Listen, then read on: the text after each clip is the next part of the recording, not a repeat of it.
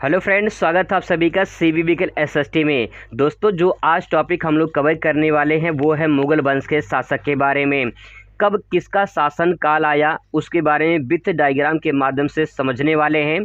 बाबर के बेटे हुमायूं, हुमायूं के बेटे अकबर, अकबर के जहांगीर, जहांगीर के बाद उसके बाद शाहजहां और शाहजहां के औरंगजेब। बेटे का बेटे जो शासन काल आया था इसको बहुत ही बेहतरीन तरीके से तो डायग्राम के माध्यम से समझने वाले हैं। तो चलिए शुरुआत करते हैं। सबसे पहले समझते हैं यहाँ पे बाबर। मुगल वंश के शासक के बारे में अगर चर्चा शुरू होती है तो बाबर से शुरुआत होती है, क्योंकि मुगल काल की स्थापना बाबर के द्वारा ही की गई थी। अब दोस्तों यहाँ बात करें जो कि बाबर के पुत्र थे, 4 पुत्र थे बाबर के। तो ये पहले पुत्र थे हुमायूं, कामरान, अस्करी, हिंदाल। आपको बता दें बाबर के 3 पत्नी थीं और हुमायूं पहले पत्नी के बेटे थे और कामरान और अस्करी ये दूसरे पत्नी के बेटे थे। ये दोनों सगे भाई थे। हिंदाल तीसरी पत्नी के बेटे थे।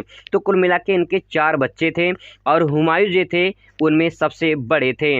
अब दोस्तों बाबर के बेटे हुमायूं और इसके बाद शुरू होता है हुमायूं के बेटे अकबर का कारवां।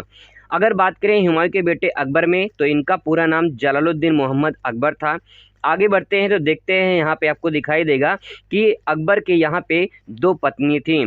पहले जो पत्नी थी उनका नाम था जोधाबाई और दूसरी जो पत्नी थी सलीमा बेगम थी। और बात करें यहाँ पे जो जोधाबाई थे इन्हीं के पुत्र थे, इन्हीं अकबर जोधाबाई के पुत्र थे जहांगीर, और उनका पूरा नाम था नसरुद्दीन मोहम्मद जहांगीर था। अब दोस्तों बात करते हैं अकबर के बेटे जहांगीर के। तो विथ डायग्राम के माध्यम से सिर्फ आपको समझना है, आपको पूरा डायग्राम दोस्तों आसानी से समझ में आ जाएगा। चलिए देखते हैं आगे।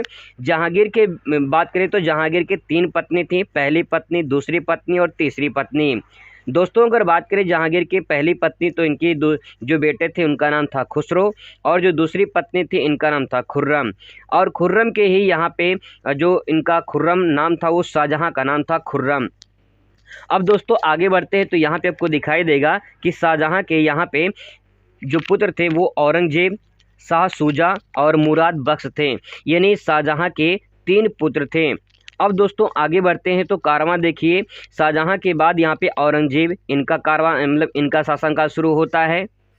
अब दोस्तों बात करते हैं औरंगजेब के पुत्रों की। तो देखिए औरंगजेब के अगर पुत्र की बात करें तो यहाँ पे मोहम्मद मुअज्जम बहादुर शाह, ठीक है, ये पहले पुत्र थे। दूसरे पुत्र की बात करें तो मोहम्मद आजम, इसके बाद काम बख्श, तीसरे जो पुत्र थे वो काम बख्श थे और चौथे जो थे वो मोहम्मद सुल्तान थे और जो 5वें पुत्र थे वो मोहम्मद अकबर थे। तो दोस्तों औरंगजेब के 5 पुत्र थे और माना जाता है कि औरंगजेब का ये जो मुग़ल शासक थे ये अंतिम शासक थे। लेकिन अगर बात करें इनके कारवां का तो यहाँ पे मोहम्मद मुअज्जम जो है बहादुर शाह के पुत्र का नाम था जो है जहांदार शाह।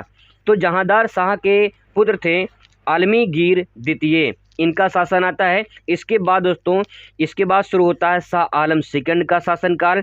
इसके बाद अकबर शाह सेकंड का शासनकाल आता है और इसके बाद बहादुर शाह जफर का शासनकाल आता है। तो दोस्तों ये पूरा डायग्राम है। बहादुर शाह जफर के बाद जो है मुगल वंश की पूरी तरह से पतन हो जाता है।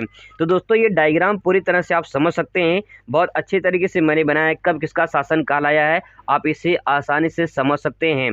बाबर के जो आए थे वो हुमायूं, फिर इसके बाद अकबर, फिर जहांगीर, फिर इसके बाद शाहजहां, फिर औरंगजेब, फिर उनके बेटे आए थे, फिर उनके बेटे, इसके बाद लास्ट में बहादुर शाह जफर तक जो है ये कारवां चलता है। तो दोस्तों ये मुगल वंश के शासक थे जो कि विथ डायग्राम के माध्यम से मैंने आपको बहुत अच्छी तरीके से समझाने की पूरी कोशिश किया है। आई होप कि आपको वीडियो अच्छा लगेगा। Thanks for watching.